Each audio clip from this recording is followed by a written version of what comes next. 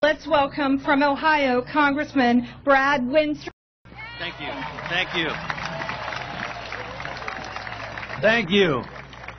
You all look fantastic. Thank you so much for coming up here today.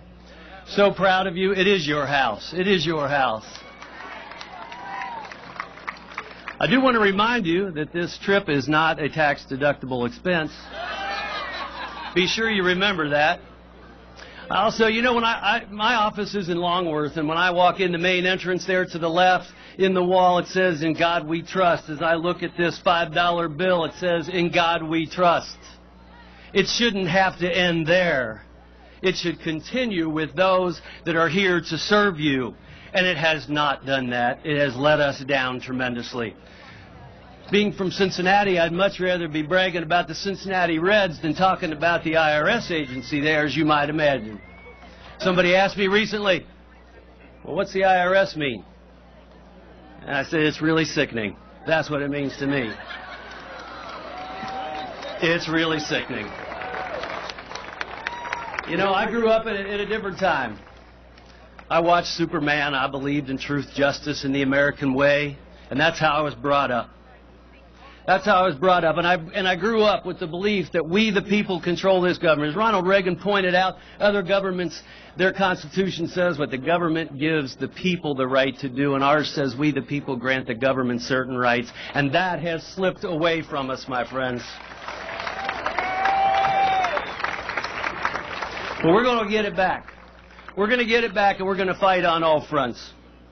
You know, I think at the end of Saving Private Ryan, when Captain Miller dies and he says, "Earned this, earned this," and the elderly Private Ryan turns to his wife years later and says, "Tell me I've been a good man. Tell me I've led a good life." I wonder how people that play political games with the American people in their job as professionals of the federal government can look at their family and say they've led a good life. They've got to think about that, and we're not going to stand for it.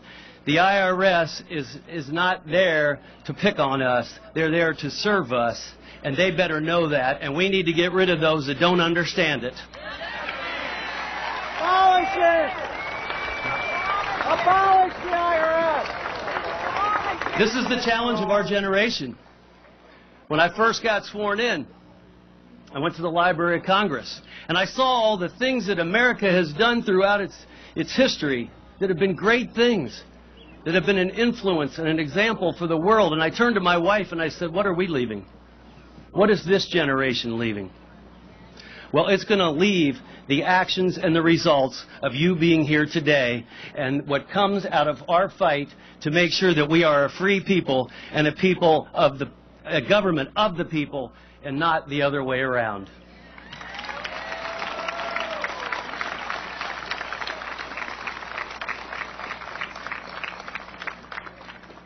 I'm first an American. I'm a veteran. I'm a physician. Thank you. I'm a husband, and I'm the father of a child that will be born in November.